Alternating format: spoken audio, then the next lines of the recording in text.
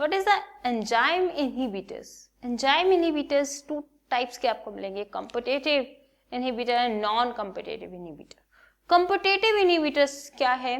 Competitive inhibitor यानी इन दोनों में कंपटीशन होगा बेटा, इनहिबिटर और सबस्ट्रेट में कंपटीशन है कि एंजाइम के साथ जाके कौन बाइंड होगा। क्यों कंपटीशन है? Because these are resemble, closely resemble to each other, दोनों एक जैसे हैं देखने में। अब दोनों ही क्या है बेटा? हम शक्ल है, ठीक है। इन दोनों में कंपटीशन है कि एंजाइम की एक्टिव साइट पे जाके कौन लगेगा।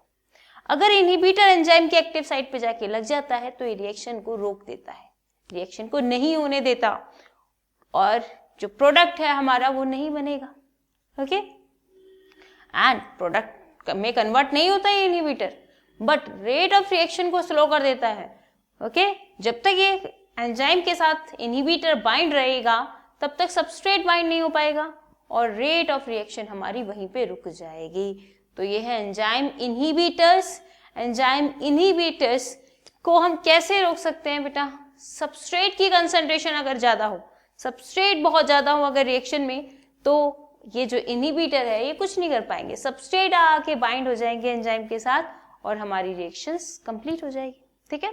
तो इस टाइप से कैसे आ जाएगा Km वैल्यू का? अगर हम ग्राफ देखें बच्चों कैसे अचीव हो जाएगा, तो यहाँ पे आपका रेट ऑफ वेलोसिटी यानी कि रेट ऑफ रिएक्शन या velocity of reaction, rate of reaction, okay. और यहाँ पे हमारी होती है concentration, substrate concentration, here are substrate concentration. Normal without inhibitor हमारा ग्राफ ऐसे जाता है, Vmax/2 अचीव, यहाँ पे Vmax आ जाएगा बच्चों, इसकी हाफ वैल्यू निकालो तो Vmax/2 आ जाएगा, ठीक है। तो ये Vmax है एंड इसका हाफ करके देखो जरा, यहाँ पे कहीं आएगा Vmax/2 and this one is the Km value. अब होता क्या है, मैंने बताया सबस्ट्रेट की कंसंट्रेशन ऐड करते जाओ, क्या होगा? आपकी रेट ऑफ रिएक्शन बढ़ जाएगी बेटा, ठीक है। सबस्ट्रेट की कंसंट्रेशन बढ़ाते जा रही है, बढ़ रही है ना, समझ रहे हो? सबस्ट्रेट की कंसंट्रेशन बढ़ाते जा रहे हैं, बढ़ाते जा रहे हैं, बढ़ाते जा रहे हैं, हमारा रेट ऑफ रिएक्शन बढ़ता जा रहा है, बढ़ता जा रहा है, बढ़ता जा रहा है। एक कंडीशन ऐसी आएगी जरूर जब ये Vmax तक जाके पहुंच जाएगा, ठीक है। तो सबस्ट्रेट की कंसंट्रेशन बढ़ाते रहो, कॉम्पिटिटिव इनहिबिटर में कभी ना कभी Vmax/2 अचीव जरूर होगा बच्चों, ठीक है। तो यहाँ पे सबस्ट्रेट की कंसंट्रेशन बढ़ाने पे, यहाँ पे सबस्ट्रेट की कंसंट्रेशन देखो, पहले रेट ऑफ रिएक्शन इतनी कम कंसंट्रेशन पे आ जा रही थी, अब ज्यादा पे आ रही है, समझ रहे हो? ये वाली रेट पहले यहाँ पे आ जा रही थी, अब यहाँ पे जाके आ रही है, ठीक है। तो सबस्ट्रेट की कंसंट्रेशन हमें ज्यादा चाहिए सेम रेट ऑफ रिएक्शन को अचीव करने के लिए, सेम रेट ऑफ रिएक्शन को अचीव करने के लिए सबस्ट्रेट की कंसंट्रेशन हमें ज्यादा चाहिए, ओके। तो यहाँ पे बच्चों क्या हो रहा है, आप देखोगे कि Vmax सेम रहेगा, यहाँ लिखेंगे Vmax is same, Vmax is a same, but Km की वैल्यू बढ़ जाएगी, यानी अब हमें सबस्ट्रेट की कंसंट्रेशन ज्यादा चाहिए होगी Vmax/2 निकालने के लिए। This one is a Km1, मान लीजिए ये Km2 है, तो जब इनहिबिटर आ जाएगा तब आपको सेम Vmax/2 अचीव करने के लिए ज्यादा कंसंट्रेशन चाहिए सबस्ट्रेट की। Km वैल्यू क्या बताता है आपको? सबस्ट्रेट की कंसंट्रेशन, ठीक है, सबस्ट्रेट की वो कंसंट्रेशन जिसपे Vmax/2 अचीव हो जाए, तो Km की वैल्यू बढ़ जाएगी। लिख लेंगे यहाँ पे Km value is increases with inhibitor. Km की जो वैल्यू है बच्चों वो अब ज्यादा चाहिए होगी हमें to achieve reaction, okay, to achieve speed, to achieve Vmax/2, okay. तो यहाँ यस, कॉम्पिटिटिव इनहिबिटर का एग्जाम्पल है malonate, okay. The reaction is succinate जो है आपका, वो सक्सिनाइल डिहाइड्रोजनेज एंजाइम के साथ कुछ प्रोडक्ट बनाता है, ठीक है। क्या है? Succinate, okay. तो सक्सिनेट आपका सबस्ट्रेट है बच्चों, एस से सक्सिनेट, एस फॉर सबस्ट्रेट, जो कि एंजाइम है। क्या नाम है एंजाइम का? इंपॉर्टेंट एग्जाम्पल है, 2 एग्जाम्पल है, उन्हीं को लर्न करना है, ठीक है। तो एंजाइम्स का नाम है succinyl, this one is a succinyl dehydrogenase, succinyl dehydrogenase.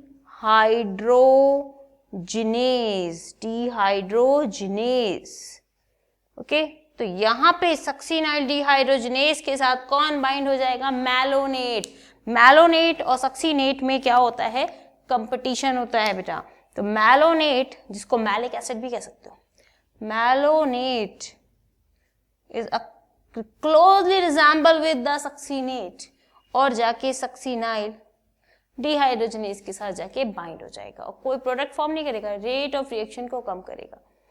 लेकिन सक्सीनेट की कंसंट्रेशन अगर ज्यादा हो तो मैलोनेट की कोई भी एक्टिविटी काम नहीं आएगी और सक्सीनेट डिहाइड्रोजिनेज के साथ जुड़ के प्रोडक्ट बना सकता है।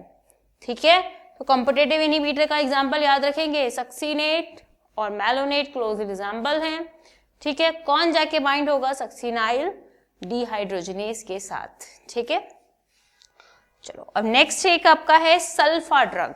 सल्फा ड्रग बैक्टीरिया में एक एंटीबायोटिक की तरह काम करती है। ठीक है, बैक्टीरिया में जाके बहुत सारे एंजाइम पे जाके बाइंड हो जाती है और बैक्टीरिया के एंजाइम को रोक देती है। ठीक है, तो बैक्टीरिया का एंजाइम जैसे ही रुक जाएगा तो बैक्टीरिया की एक्टिविटी खत्म, बैक्टीरिया डेड। तो sulfa drug example, another example of a competitive inhibitor is a sulfa drug. Sulfa drugs which are used as a antibiotics. Okay? चलो, तो कॉम्पिटिटिव इनहिबिटर यहाँ आपका कंप्लीट हो गया, इसके स्क्रीनशॉट ले सकते हो बच्चों।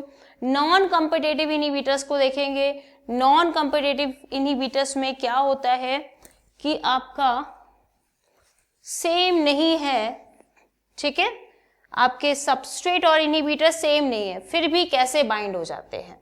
ओके, अब ऐसे एंजाइम्स भी प्रेजेंट हैं जिसमें more than one active site है। यस, ऐसे एंजाइम भी प्रेजेंट है जिसमें more than one active site है। This one is the active site of, ऐसा कोई भी एक्टिव साइट किसी भी शेप की हो सकती है बेटा। ठीक है, तो this one is the active site of enzyme, enzyme की एक्टिव साइट है। ठीक है, this one is the active site of enzyme and this one is the another active site of enzyme. Okay, ये दूसरी एक्टिव साइट है। तो ये एक एंजाइम है जिसकी दो एक्टिव साइट है। ठीक है, सबस्ट्रेट का स्ट्रक्चर, ये है सबस्ट्रेट का स्ट्रक्चर। ओके, ये सबस्ट्रेट का स्ट्रक्चर है। This one is substrate and this one is the inhibitor.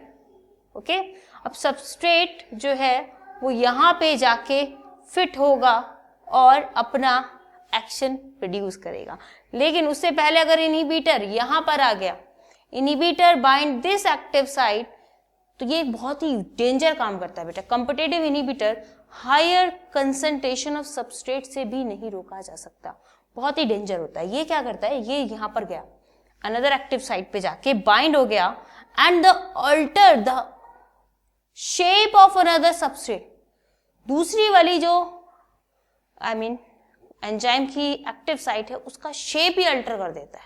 ठीक है, तो यहां पे लिख देते हैं these are bind with active site of enzyme and alter the shape of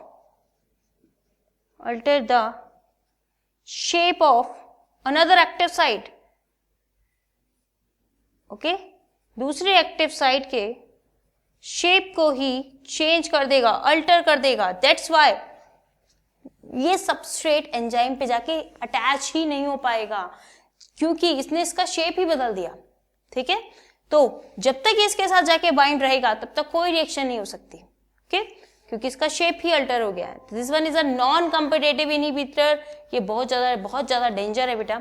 ठीक है, तो ये कभी भी सबस्ट्रेट और कितनी भी कंसंट्रेशन आप सबस्ट्रेट की बढ़ा दो, ठीक है, तब भी सबस्ट्रेट आके बाइंड ही नहीं हो पाएंगे, शेप ही चेंज हो गया है ना। कितने भी सबस्ट्रेट के मॉलिक्यूल बढ़ा लो, ठीक है, यहाँ पे आके बाइंड कैसे होंगे, शेप अल्टर कर दिया है। ठीक, आफ्टर द अटैचमेंट ये एक्टिव साइट का शेप ही अल्टर कर देते हैं। अब इसका Km वैल्यू कैसा बनेगा, ग्राफ कैसा बनेगा, ठीक है, एक बार ग्राफ भी देख लेते हैं, this much is important. And यहाँ पे Km वैल्यू देखेंगे। अब वहां पे क्या हो रहा था कि Km वैल्यू जो थी बेटा आपकी Vmax सेम था और Km वैल्यू चेंज हो जा रही थी, याद रखेंगे।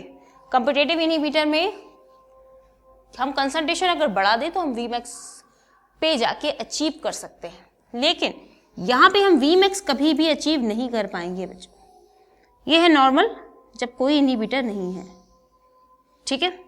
रेट ऑफ रिएक्शन है बच्चों, रेट ऑफ रिएक्शन और वेलोसिटी ऑफ रिएक्शन, जो आपको अच्छा लगता है वो लिख सकते हो। एंड यहाँ सबस्ट्रेट की कंसंट्रेशन है, okay, this one is the Vmax की पोजीशन, ठीक है। कोई टिपिकल नहीं है ये ग्राफ में, कुछ भी नहीं है बच्चों। Vmax बाय 2 ले लो, हाफ ले लो, Vmax बाय 2, यहाँ पे ये आ गई हमारी Km, ओके। अब यहाँ पे सबस्ट्रेट की कंसंट्रेशन बढ़ाने से कोई इफेक्ट नहीं पड़ेगा, ठीक है। वहाँ पे Vmax 2 अचीव जरूर होता था हमें, यहाँ पे Vmax 2 देखो बच्चों कैसे अचीव होगा, यहाँ Vmax 2 कभी भी अचीव नहीं हो पाएगा, ठीक है। कंसंट्रेशन आप बढ़ाते रहो सबस्ट्रेट की, बढ़ाते रहो बढ़ाते रहो बढ़ाते रहो, Vmax 2 ये आएगा, ठीक है। कभी भी मैक्सिमम आपको अचीव नहीं हो पाएगा। Vmax 2 कम हो जाएगा, Vmax 2 कम हो जाएगा, ठीक है। Vmax 2 अब हमारा कहाँ आ गया बच्चों, ये आ गया, ठीक है, Vmax 2। तो Vmax 2 का हाफ हमारा कहाँ पर आ जाएगा, this one is near to this. तो यहाँ पे क्या होता है बच्चों कि Vmax Km वैल्यू सेम रहेगी, सबस्ट्रेट की कंसंट्रेशन से कोई फर्क नहीं पड़ रहा, ठीक है। सबस्ट्रेट की कंसंट्रेशन से कोई फर्क नहीं पड़ रहा, Vmax जो है वो हमारा नीचे आ जा रहा है, कम हो जा रहा है। Vmax कभी भी यहाँ पे आपको जो एक्चुअल रेट थी बिना इनहिबिटर के वो कभी अचीव नहीं हो पाएगी नॉन कम्पिटेटिव इनहिबिटर में, ओके। तो ये हो जाएगा बच्चों Vmax with inhibitor, this one is a Vmax by 2। ऐसा क्यों है, इसका आपको रीजन कभी एग्जाम में नहीं पूछा जाएगा, इस यहाँ पे सिर्फ यही याद रखेंगे बेटा, नॉन कम्पिटेटिव इनहिबिटर्स में Km वैल्यू इज सेम। वहाँ पे Km वैल्यू बढ़ जा रही थी, कंसंट्रेशन सबस्ट्रेट की बढ़ाने की जरूरत थी, यहाँ सबस्ट्रेट की कंसंट्रेशन से कोई फर्क नहीं पड़ेगा, तो Km value is same, okay. जो पहले थी विदाउट इनहिबिटर वो भी अब भी वही रहेगी, एंड Vmax इज डिक्रीजेस बच्चों, सेम कंसंट्रेशन देने पे भी हमें वो रेट अचीव नहीं हो पाएगी कभी भी। तो Vmax कम हो गया बच्चों, Vmax इससे ज़्यादा रेट हमें नहीं मिल सकती, ठीक है, क्योंकि यहाँ पे नॉन कम्पिटेटिव इनहिबिटर प्रेजेंट है। एग्जाम्पल क्या है, एक ही एग्जाम्पल आपको बुक में दिया हुआ है, साइनाइड पॉइजनिंग, ठीक है। तो cyanide poisoning is the example of non competitive inhibitor, cyanide poisoning, okay, याद रखेंगे। तो cyanide poisoning is very danger, किसी भी एंजाइम के साथ जाके बाइंड हो सकती है, अनदर एक्टिव साइट ढूंढ के बाइंड होती चली जाती है, ठीक है, बहुत सारे एंजाइम को डिग्रेडेट कर देती है। Cyanide poisoning is example of non competitive inhibitor, okay. तो आपका एंजाइम इनहिबिटर कंप्लीटेड बच्चों। Next topic is a holoenzymes, okay. तो इसका स्क्रीनशॉट ले सकते हो, नेक्स्ट टॉपिक स्टार्ट करते हैं।